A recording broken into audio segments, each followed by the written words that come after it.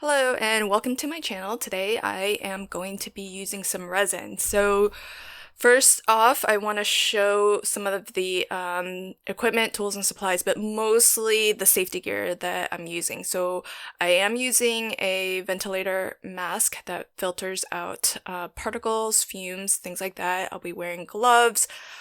Off camera, you won't see it, but there's also a fan that is blowing all of the fumes away from me. So if you are going to be using resin, I highly recommend taking all of the necessary safety precautions because there are fumes. I think no matter what the bottle says, there's gonna be fumes, whether it's straight out of the bottle or during the curing process.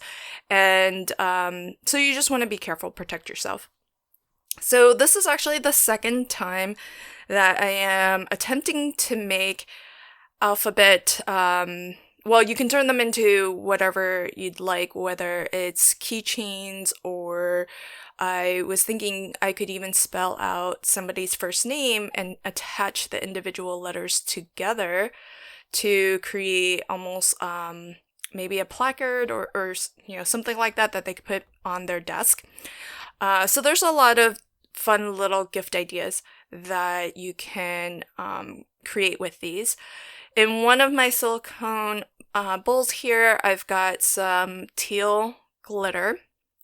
And this is still very much a process of trial and error and experimentation. And I'll show you at the end how this attempt compared to my first attempt. And because I don't yet know whether I have the process completely locked down, I'm starting with making letters for basically LV Handcrafted. So I often use the abbreviation LVHC. So those are the letters that I'll be creating, and this will be just something for me. And if it turns out well, of course, I'll be making more and giving them as gifts. So I have, as I was saying, teal glitter in one bowl. Teal's one of my favorite colors, if not my most favorite color. And then in the white silicone bowl, I have gold glitter, flakes. And I wanted to make sure those were at the bottom of the bowl, and I squeezed resin over it, and then I turned on my fan. Because if you've ever worked with gold gilding flakes, you'll know that even a sneeze can blow those very delicate flakes all over the place. So at this point, my fan is going, and with the glitter, I'm trying for a not a super solid finish. I want it to be somewhat still translucent, but you can really add as much or as little glitter as you like. Same with the gilding flakes, and I am trying not to introduce bubbles as I stir, but especially with the gilding flakes, I do want to break up those larger flakes to get smaller pieces. And I am not too worried about mixing up a lot because I am going to make 4 letters.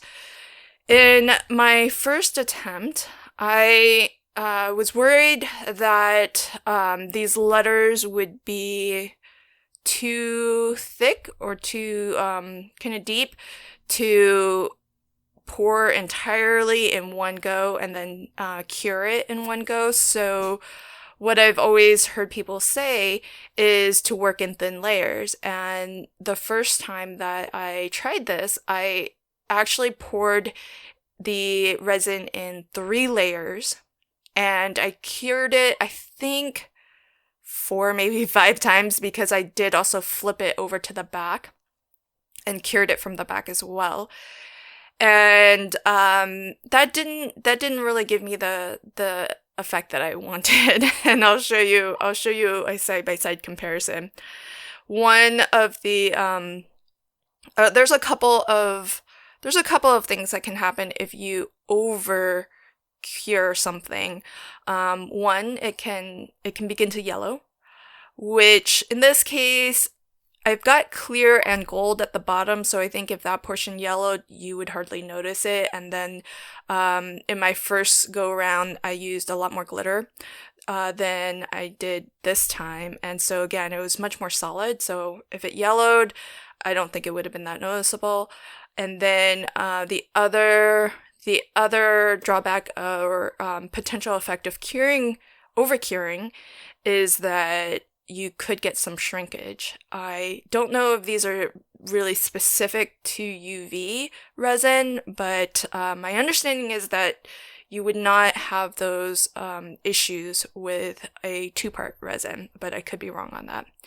So this go around, what I'm going to do is fill it up halfway, and instead of 3 layers, I am going to do this in 2 layers. And to be honest, I wonder if I could just do it in one. I might try that next time, maybe with a letter like I, so that it's small. If it doesn't cure completely, it's not a complete waste of a lot of resin. And so I give it a quick cure, 60 seconds. I have a 72 watt lamp, which is pretty strong, stronger than what my resin recommends. So as a minimum anyhow. And so now I'm gonna fill the second layer.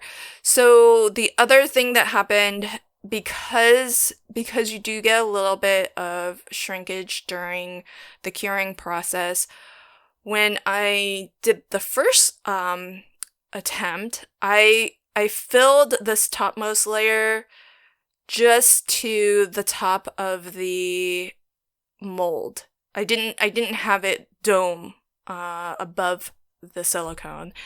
And the result of that was that when it cured, it left the this side a little bit concave. So that, I believe, was due to some I think just maybe some natural shrinkage, not overcuring, not due to overcuring, but perhaps also because of the overcuring. So what I'm attempting to do this time is fill not a huge dome, but I'm trying to dome it slightly so that it goes above the silicone, the top of the silicone. And I did the first go round. I did at 60 seconds. I cured it. The second one, I upped it, I think, to 80. And so giving this one a nice long cure. And I will be making 4 letters in total in this video, but I'm only going to talk through this first one. Then I'll set the rest to some music, and I'll rejoin you at the end with a voiceover just to kind of give some final thoughts and recaps on what I did once all of the letters were completed. So here you can see it's slightly domed, which I liked. And be careful because it is going to be warm. So you do want to give it a little bit of time. The thing I find about UV resin is that it's so nice that it's fast, but then you kind of also have to remember to be patient with it, because, and here I'm going to do a final cure from the underside, because while it's warm, you don't want to misshapen it as you demold it, which is a possibility. And you also don't want to leave any fingerprints or anything in it. And also, before curing it, you do want to give that resin a little bit of time to just settle. And if there are any air bubbles, it gives it time to rise to the surface. I found myself a little bit impatient because it is such a quick process. It's only, a couple minutes total under the lamp, and you have a completed letter. So kind of have to fight that urge of immediacy and give each step the proper time to do its thing, so that you have a nice result at the end.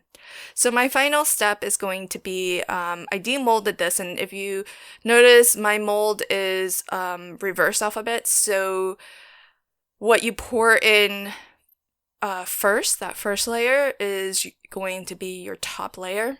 And so that's, so all I'm doing here is just adding some clear resin to dome the top. I don't do it in the video, but looking at the pieces now, I think I might actually dome the back too, because some of the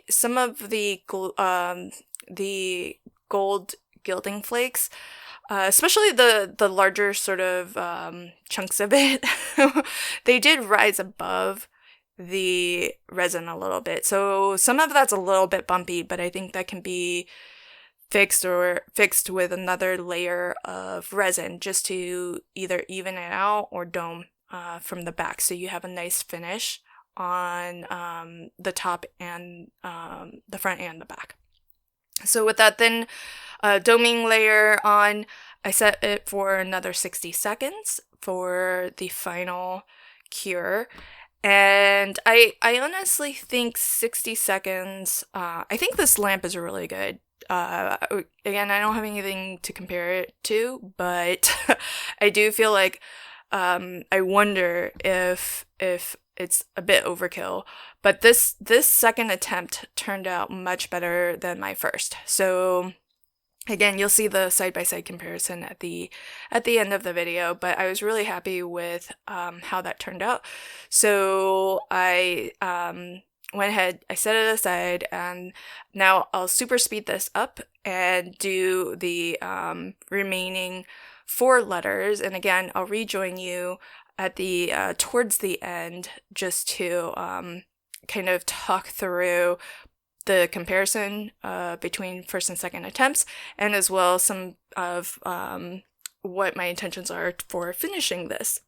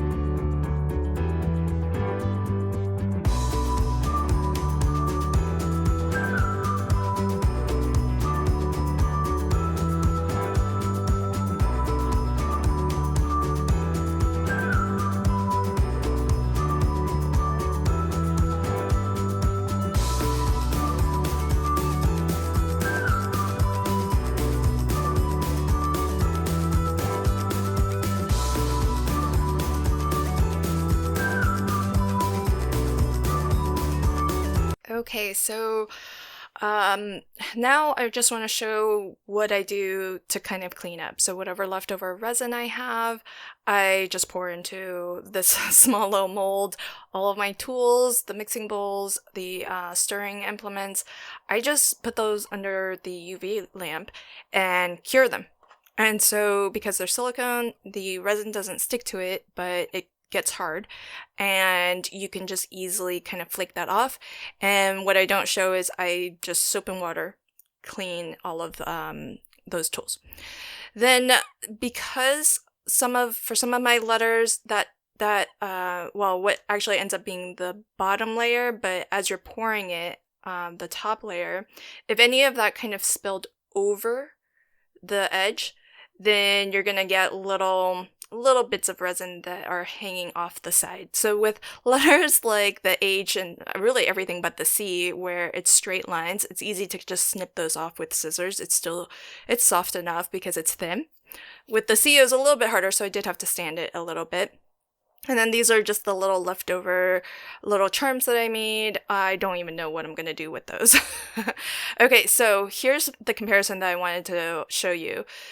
This is the first L that I made, and you can actually even see the 3 layers because it's slightly darker in between each layer. And if you can see here, there's this kind of this little notch at this one end, and that's the front. That's the bottommost layer. So that layer got cured the most.